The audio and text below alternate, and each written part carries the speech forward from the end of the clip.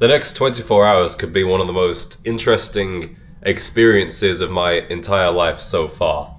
This all started a few weeks ago when a freelance journalist who wrote for the Wall Street Journal and a few others contacted me and was interested in doing a story about my work with the channel, my journey personally, and then how I'm helping other men on their journey, and really this movement that we have going of modern gentlemen, men who are embracing this classic masculinity. Now that was a few weeks ago, and I spoke to him on the phone a few times, and I wasn't really sure if it would go anywhere, to be honest. And then I was on the golf course, and I got a call saying they'll publish the story tomorrow. And it not only went online on the Wall Street Journal, but it also went in the print edition. And then from that, an email that blew my mind even more came from the producers of Fox and Friends. Now, if you're not from the US, Fox and Friends is basically one of the number one morning breakfast TV shows in the entire country. Obviously, Fox is a more conservative-leaning media. So when it comes to morning conservative news, there really is no other channel like Fox and Friends. And they said they'd be interested in having me on for an interview. They were a tiny bit vague about when and where that would be. So I sat nervously awaiting a follow-up, and then I got the call literally about an hour and a half ago saying we want you on at 6:50 a.m. Eastern, which is 5:50 Central. And they're in New York City and I'm in Chicago. Now, I could have done this remotely. I could have just done the video call. But if you get an opportunity like this, I think you've got to go all the way and be there and fly there. So I've got a quick hair appointment, which is good timing because I want to look sharp for the TV show. And then I am headed to the airport. I'll stay in a hotel, get as early a night as I possibly can, because I'm going to be up at maybe 4:35 in the morning to get ready and then go on at 6:50 a.m. So I will see you guys in New York.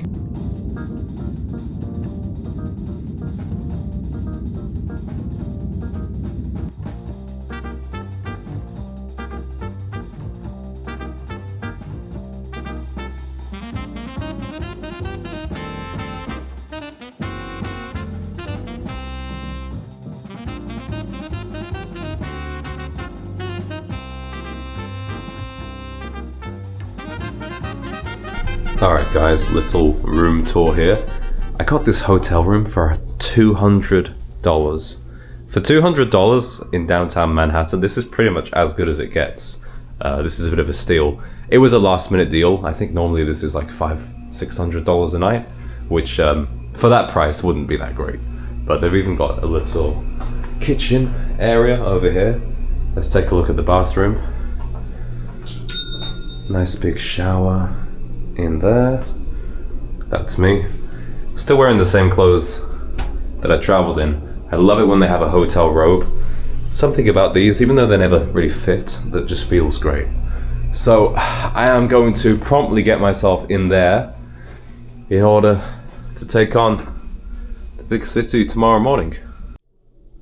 Alright, morning off. I got some ties to give to the presenters. In about 5 minutes, I'll go downstairs and get in the car, and that'll take me to the studio.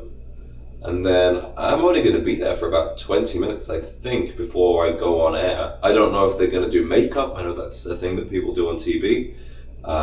What kind of briefing there'll be, if I'll meet the presenters before I go on. I assume probably not. I assume it's just going to be straight to it.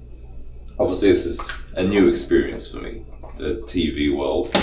My on-air fragrance is going to be Caswell Massey number 6, as worn by George Washington. So if it's good enough for a president, it's good enough for Fox News.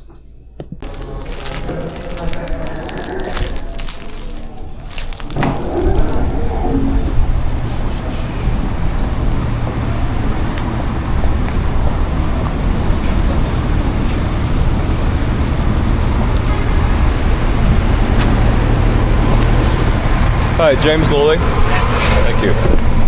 How you doing? Very good. Thank you.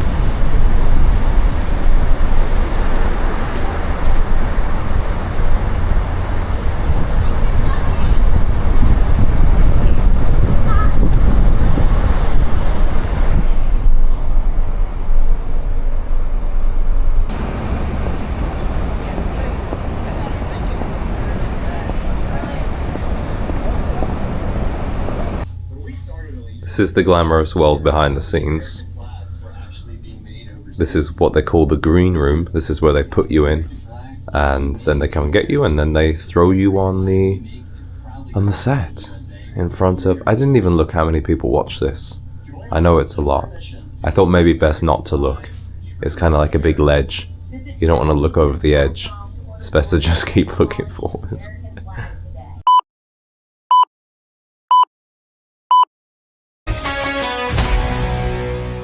He's a young influencer building a movement around classic masculinity.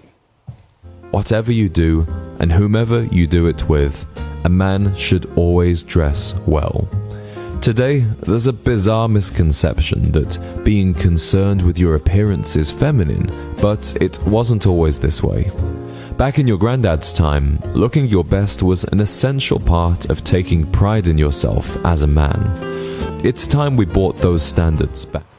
All right, James Lawley, aka Gent Z, is gaining a massive following on social media, offering advice to young men on dress etiquette and more. And he joins us live on the couch. James, this is awesome. So your role model, I understand, are people like Cary Grant and Sean Connery. Back when men dressed masculine and really were taking it seriously. Tell us about why you started doing this. Absolutely. I think at that time, I didn't see anybody that was my age talking about the importance of dressing well or treating others with respect. At the same time, you've got people like Andrew Tate telling young men that it's all about how aggressive you are, how much money you make, how big your muscles are.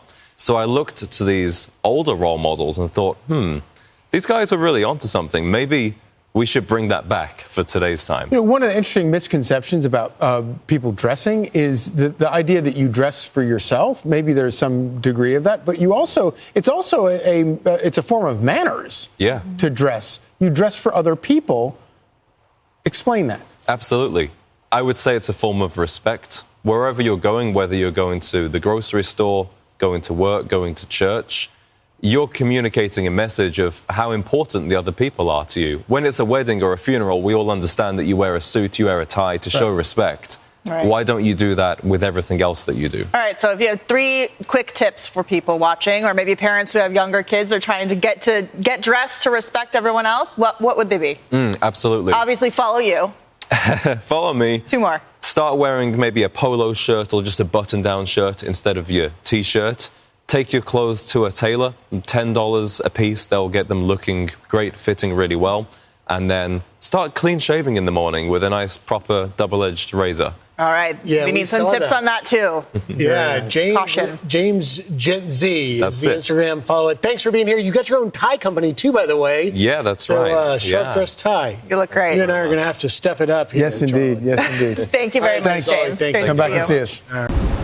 That was over so quickly, or at least it felt like it was over so quickly.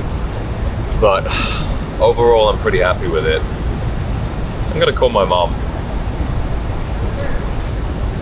I just got out. It felt great. I just really enjoyed it. You know, I don't know how, but I didn't feel nervous. It just felt really natural, and oh, that's good. They were really. I think I was probably more nervous than you were. Yeah, and the presenters, they were really nice and welcoming. They were lovely. You know what's funny? You know, I used to work in this building, right? So it's a kind of cool full circle moment. Now that's done, time to do a bit of exploring in New York. I don't know about you, but farmers markets aren't the first thing I think of when it comes to Manhattan. But this one in Union Square happens 3 times a week. I was really impressed with the whole range of produce that they had. They had whiskey, flowers, honey, cider, obviously fruits and vegetables as well. It was a really great way to start the day in the sunshine before heading for breakfast.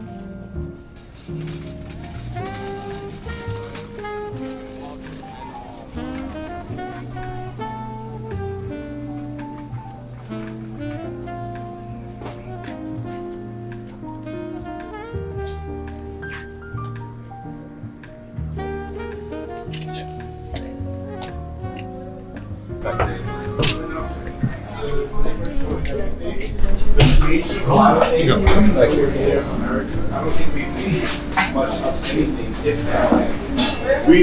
copied. Yeah, we literally copied almost everything. Hi, how you doing? Can I get a cappuccino, please? Cappuccino? And the bacon, egg, and cheese.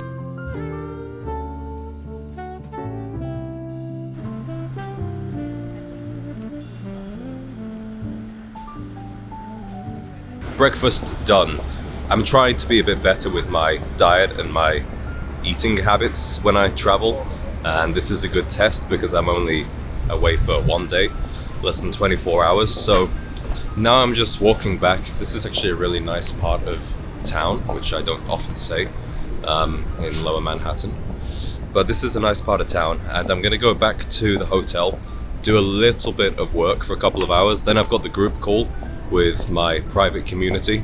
There'll be the link in the description if you want to check that out as well. I'll do the group call, and then I think I'm gonna head over to the Met because I've been to New York like 5-6 times. I even lived here for a brief period of time. And I've never been to the Met, which seems ridiculous. So this afternoon I don't have anything really on the agenda, so I'm gonna head over there, and then I am gonna go and get some lunch somewhere. Not sure exactly where yet, but yeah, Met, lunch, and then it'll be pretty much time to go back to the airport. It's a quick visit. It's amazing how much that interview has done already.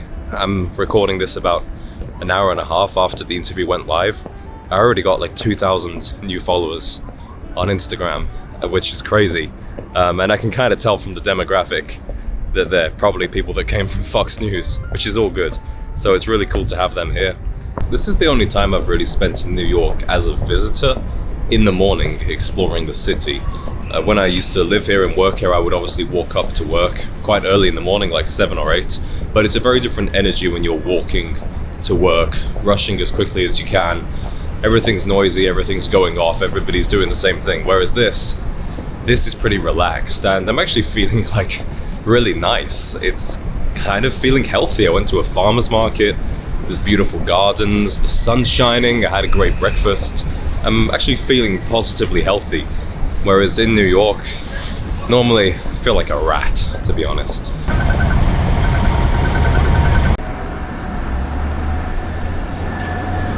Hi, Lexington and 48. Thank you. How you doing, sir? Good morning. Morning.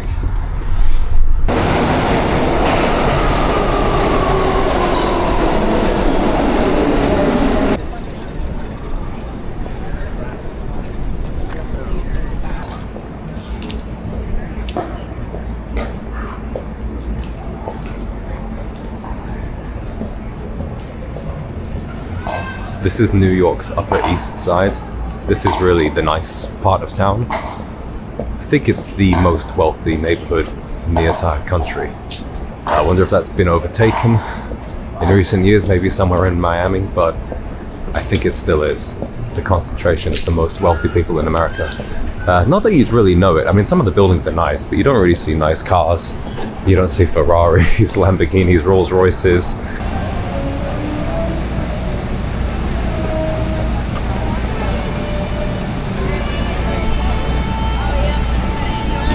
I'm hoping that this up there isn't the queue to get in, because if it is, I can feel the culture leaving my body. I was wrong. This is the queue. Alright, it seems to be moving fairly quickly. Once you enter the Met, you go into this huge grand entrance hall, and then I took a left into this room of Roman sculpture and pottery. Lots of fascinating stuff in here. If you've ever wondered why ancient sculptures of men would always have such small penises, there's a very good historical reason why. Back in those times, having a large member was seen as a sign of stupidity. So if you were having a statue made of yourself, you would ask the sculptor to make it smaller down there. I'm really not sure how that idea took off. I assume the person who started this theory was somewhat lacking in that department, although I'm really not quite sure how he managed to get others on board with his little idea. Then I came across this huge collection of armaments and weaponry, which was much more like it. If you are tired of wool and linen, how about a suit of armor made of steel? I asked if I could borrow one of these swords to saber open a bottle of champagne, but they told me that wasn't allowed, and unfortunately this axe was too rusty to get the job done. On a serious note, one reflection I did take from this visit was how much time and effort we used to spend on making things beautiful. Even weapons that were to be used on the battlefield, the details are so ornate. When you come to a place like the Met and look at how we used to do things, you realize that for all the progress we've made, we've also lost some really important values. They have some big heavy hitters at the Met, like this Van Gogh self-portrait with the straw hat, although it really wasn't too busy to get close to this. They also had Monet, water lilies. For me, it was quite a cool experience to see pieces that I learned about in school in the flesh for the first time ever. A quick tip for anybody that's thinking of going to the Met: buy your ticket before, that way you can avoid this queue inside, you just have to queue outside, which, as I said, really wasn't that bad, especially considering it was a Saturday. But after all of that culture, it was time for some food, so I decided to walk down to an Italian restaurant, but on the way, I stopped by Central Park because I heard the sounds of jazz, and I decided to take a moment and listen to the band. Let's do that together.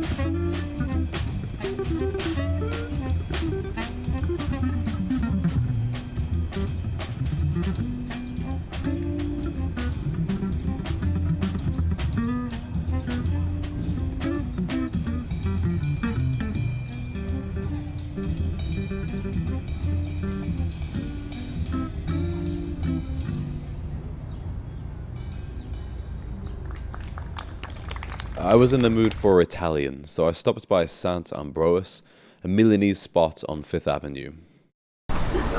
Yeah, I'm ready. I'll go for the caprese salad actually for the start, and then the fettuccine alla bolognese. Perfect. Any allergy shit to be aware of? No. Excellent. Pardon me. Thank you very I'll much. be a little bit in olive oil. I'm okay for that, thank you. Yeah. I don't normally go for a cocktail at lunchtime, but after this morning, I felt like it was well deserved, and it was a great Negroni at that. The caprese salad is a go-to for me at any Italian restaurant, and this particular example reminded me why. I also just loved the setting of this restaurant, sitting out on 5th Avenue, people watching, seeing the world go by. I followed that up with the bolognese. That is made with veal at this restaurant in typical Milanese style. I was just having a great time, people watching, enjoying my pasta and reflecting on the morning that I'd had. I didn't get the chance to film this, but if you do go to a Sant'Ambroeus location, they have incredible pastries and ice cream, so don't miss that. Although I had a long journey ahead of me, I was determined to finish off this fantastic day with a cigar. Can I start out with anything? Yeah, can I have an old fashioned please with rye? And then for the cigar, I'll do the La Gloria Cubana Serie R4, the lighter one, not the Maduro. Okay. With a punch cup, please. Sure. Thank you. Although it was quiet, it was only 4 p.m. in this lounge, it's always one of my favorite cigar spots in Manhattan, so I highly recommend, if you're a stogie smoker, check out Club Macanudo. New York, that's all I've got for you. That's actually been probably my favorite day I've ever had in New York. Just obviously starting the day off with a huge milestone. Great breakfast, great exploring, going to the Met for the first time. The cigar lounge was a little quiet. I mean, it's early in the day, it's like 5 o'clock right now. So understandable, but still had a nice time. The staff were nice and accommodating, letting me film in there. And now it's time for the miserable jaunt back to the airport, which in New York is never fun. But it's been a great trip. It's been a great less than 24 hours. Time to get back to Chicago. Thanks for watching. If you've enjoyed this vlog, you will love my newsletter, The Gentleman's Digest. It's kind of like my personal diary that I share with you, with lots of insights, recommendations, and even challenges to inspire you. You'll find the link in the description to sign up and become a reader.